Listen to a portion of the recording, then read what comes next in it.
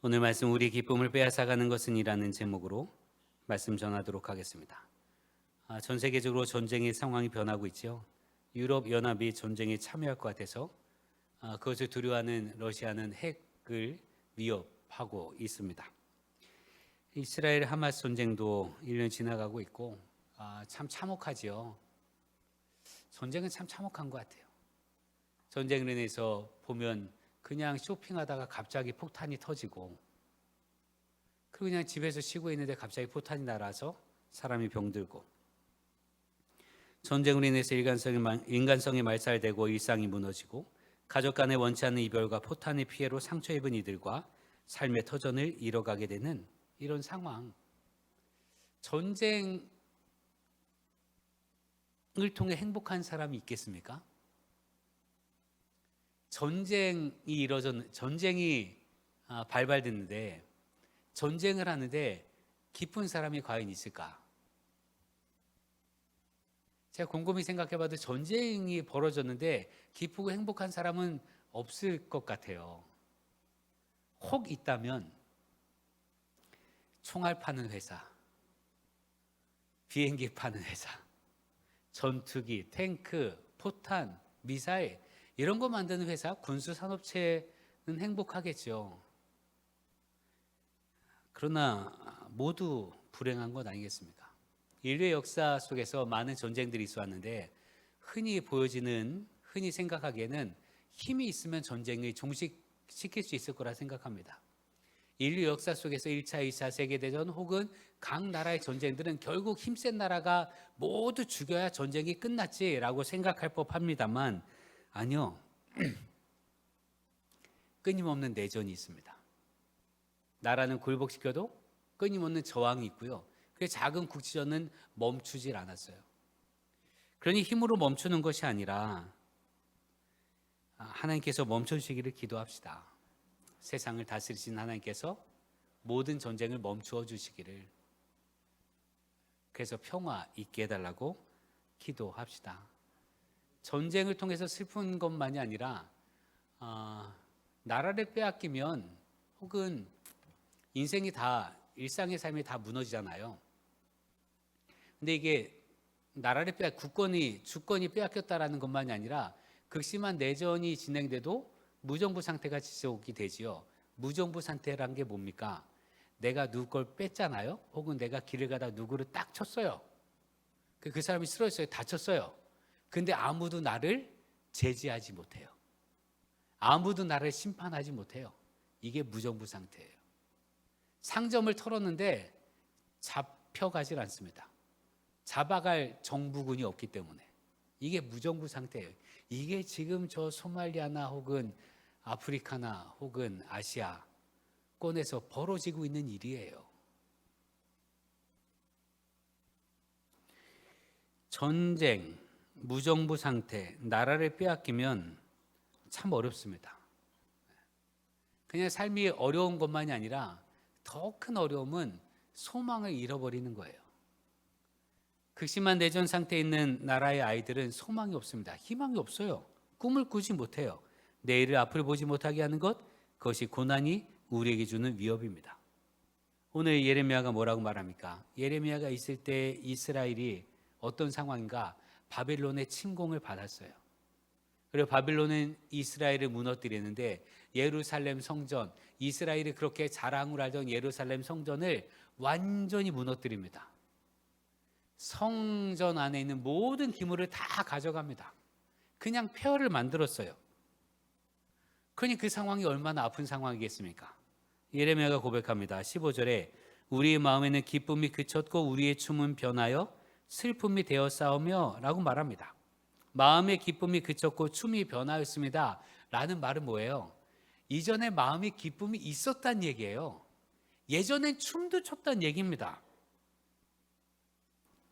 기쁨과 춤은 원래 원천적으로 하나님께서 주시는 것입니다. 하나님께서 이스라엘을 붙들고 계셨을 때는 이스라엘 백성이 기뻐했고요, 춤도 췄어요. 그들이 얘기했던 거, 그들이 노래하고 춤췄던 건요, 성경에도 기록되어 있잖아요. 모세와 미리암의 노래도 있고요, 다윗의 노래도 있어요. 성전에 올라가서 부르는 노래, 이게 시편에 있단 말이지요. 노래하며 춤을 췄습니다. 기뻐했어요. 하나님께 주시는 기쁨이 있었습니다. 그런데 이제 그 기쁨을 누리지 못하게 됐다 이거예요. 그게 고난이에요. 고난은 우리를 슬프게 하고 아프게 합니다. 고난은 우리에게 기쁨과 웃음을 앗아갑니다. 고난 때문에 아프고 고난 때문에 갈등하고 고난 때문에 원망하고 고난 때문에 좌절합니다. 그래서 여러분, 기쁨이 상실될 때는요, 사람들이 뭘 얘기합니까? 그것 때문이야, 저것 때문이야, 그것 때문이야, 이렇게 다 핑계 댄단 말이죠. 아니, 내 눈 밖에 있는 것들, 그걸 막 한탄해요. 내가 태어나기 이렇게 태어나서 문제지, 혹은 지금 이 나라가 이 모양이니까 문제지, 정치가 이래서 우리나라가 문제가 됐다든지 뭐 등등 말이죠. 그런 것 때문이다. 그런 것 때문에 결국 내가 힘들다, 내가 아프다, 내가 슬프다, 나에게 기쁨이 사라졌다 라고 말한단 말이죠. 그런데 예레미야는 그 고난, 그 현상들이 우리의 기쁨을 앗아간 원인이 아니다라고 말합니다. 그 고난은 현상이라 말합니다. 우리 마음에서 즐거움이 사라진 이유는 슬프게도 죄를 지었기 때문이고 그것 때문에 눈이 어두워졌기 때문이다 라고 예레미야는 말합니다.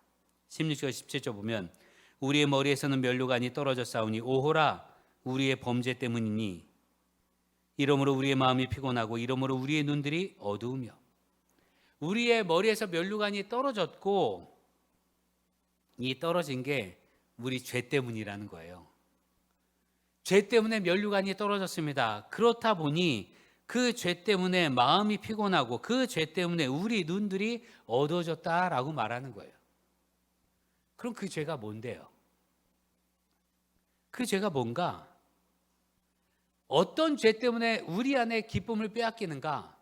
여러분, 예레미야 그리고 성경은 우리 안에 마음을 빼앗는, 마음의 기쁨을 빼앗는 죄는 그냥 율법에 나타난 여러 가지 경제법 혹은 뭐 이런 것들 있잖아요. 남의 것을 빼앗았다든지, 남에게 거짓말했다든지, 혹은 남에게 해를 끼쳤다든지, 혹은 다른 사람의 눈을 해했거나 다리를 부러뜨리거나 다른 사람의 생명을 빼앗았거나 혹은 다른 사람이 기르는 가축을 빼앗았거나 이런 유의 도덕적인 죄, 이걸 말하지 않습니다. 도덕적인 죄를 범함으로 우리 안에 기쁨이 빼앗긴 것이 아니라 하나님 아닌 다른 것을 섬겼기 때문에 기쁨을 빼앗깁니다. 하나님께서 이스라엘 백성과 언약을 맺으면서 맨 먼저 하신 말씀일 겁니다. 출애굽기 20장 3절에 너는 나 외에는 다른 신을 내게 두지 말라. 나 외에 다른 신을 두지 말라.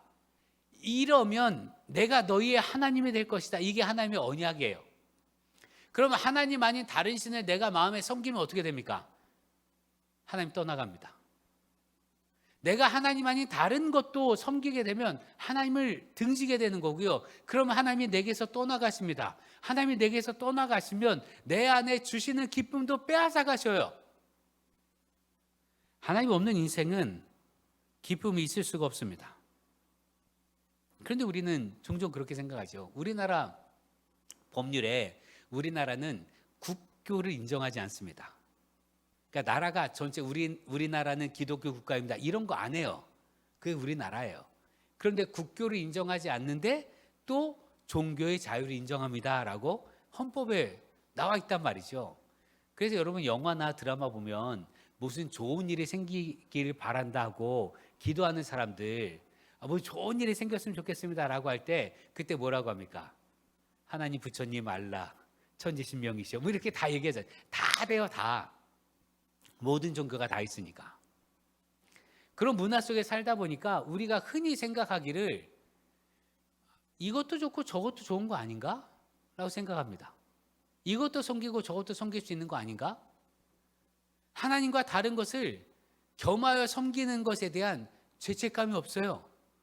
그냥 그럴 수도 있는 거지 뭐. 이렇게 생각하는 것 같단 말이죠. 마치 여러분 아빠가 좋아요, 엄마가 좋아요? 둘 다 좋습니다. 왜요? 아빠와 엄마는 동격이니까. 아빠와 엄마는 위격이 같아요. 아빠도 나의 부모고 엄마도 나의 부모예요. 아빠도 나를 사랑하시고 엄마도 나를 사랑하십니다. 그러니까 이 두 분은 같이 다 사랑해도 돼요. 그러나 하나님과 우상은 동격이 아닙니다. 하나님은 살아계신 분이고 우상은 사람들이 만든 것에 불과하기 때문에 그렇습니다. 그러니 살아계신 하나님과 우상을 겸하여 섬기는 것 자체가 어리석은 일이에요. 있을 수가 없는 일이라 이거지요. 우리에게서 기쁨이 사라지고 즐거움이 사라지고 찬양과 춤이 사라지는 건 고난 때문이 아니라 어려움 때문이 아니라 하나님을 멀리한 것, 하나님을 등진 것, 다른 걸 섬긴 것, 곧 우리의 죄악 때문임을 기억하시기 바랍니다. 여러분, 시인은 고백합니다. 시편 73편 27절 28절에 무릇 주를 멀리하는 자는 망하리니 음녀같이 주를 떠난 자를 주께서 다 멸하셨나이다. 하나님께 가까이함이 내게 복이라. 내가 주 여호와를 나의 피난처로 삼아 주의 모든 행적을 전파하리이다. 여러분, 주님을 멀리하면 희망을 잃어버립니다. 기쁨을 잃어버립니다. 즐거움을 잃어버립니다. 그러니 반대로 역으로 내 안에 기쁨이 사라졌다, 내 안에 즐거움이 사라졌다라는 건 뭐냐? 내가 바로 그 순간 주님을 멀리하고 있다는 거예요. 내가 바로 그 순간 주님을 등지고 있다는 겁니다. 내가 바로 그 순간 주님이 아닌 다른 것을 주님의 위치에 놓고 있다는 증거가 됩니다. 그러니 여러분, 언제나 주님을 가까이 하는 우리 되기를 기도합니다. 그래서 예레미야가 이렇게 기도합니다. 19절에 여호와여 주는 영원히 계시오며 주의 보좌는 대대에 이르나이다. 이 말씀을 세 번역은 이렇게 번역합니다. 주 하나님 영원히 다스려 주시옵소서. 하나님 영원히 나를 다스려 주십시오. 내 시선이, 내 마음이, 내 믿음이 주님을 떠나지 않도록 나를 붙잡아 주십시오. 이렇게 기도하는 거예요. 비록 이스라엘이 하나님을 등졌기 때문에 나라를 잃었고 기쁨을 빼앗겼지만 예레미야는요, 하나님의 다스리심이 다시 있으면, 하나님께서 다시 회복시켜 주시면 우리 다시 기뻐할 수 있습니다 라고 기도하는 거예요. 우리 삶의 무너진 부분은 하나님께서 다스리심으로 회복될 수 있습니다. 주님이 다스리시면 우리 다시 회복됩니다. 모든 게 말이에요. 여러분, 관계도 주님이 그 둘을 다스리시면 관계도 회복됩니다. 나라의 문제도 주님이 다스리시면 회복됩니다. 질병도 주님이 다스리시면 회복됩니다. 내 마음에 있는 깃들어 있는 슬픔, 떨쳐내고 싶은 이 슬픔도 주님이 다스리시면 슬픔이 사라지게 될 줄 믿습니다. 시인은 고백합니다. 시편 30편 11절에 12절에 주께서 나의 슬픔이 변하여 내게 춤이 되게 하시며 나의 베옷을 벗기고 기쁨으로 띠띠우셨나이다. 이는 잠잠하지 아니하고 내 영광으로 주를 찬송하게 하심이 여호와 나의 하나님이여 내가 주께 영원히 감사하리이다.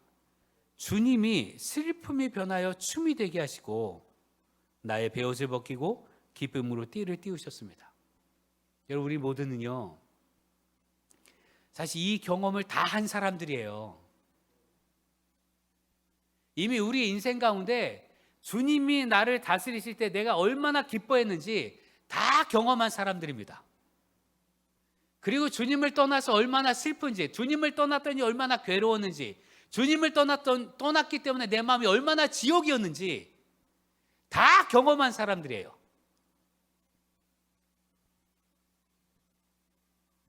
그런데 자꾸 주님을 떠나냐 이거예요.